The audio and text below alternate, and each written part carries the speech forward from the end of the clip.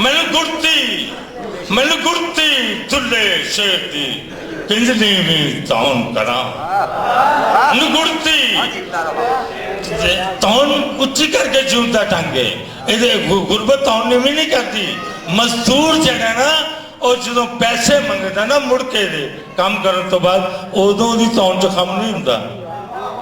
कम वेले हो जाता है उदों कम नहीं होंदा ये वड्याई है मजदूर की मैनू गुड़ती दुल्ले शेर दी किंजनी भी तौन करा प्रिशा थोड़ा जा मैनू गुड़ती दुल्ले शेर दी किंजनी भी तौन करा मैं कुछड़ खेडिया कर दे किंज सीने सीर परा मैं कुछड़ खेडिया कर दे किंज सीने सीर परा मैं कुछड़ खेडिया कर दे किंज सीने सीर परा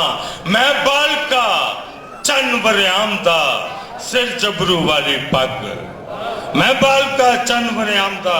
सिर जबरू वाली पग मेरे बिच मलंगी बोलदा मेरे सीने अणखी अग मेरे बिच मलंगी बोलदा मेरे सीने अणखी अग मैं चंडिया निजाम लोहार दा मेरी किसरा तार मुड़े मैं चंडिया निजाम लोहार दा मेरी किसरा तार मुड़े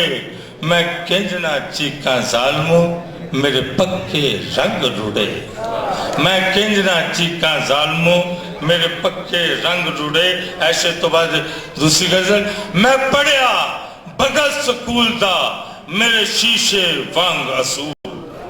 मैं पढ़िया भगत स्कूल दा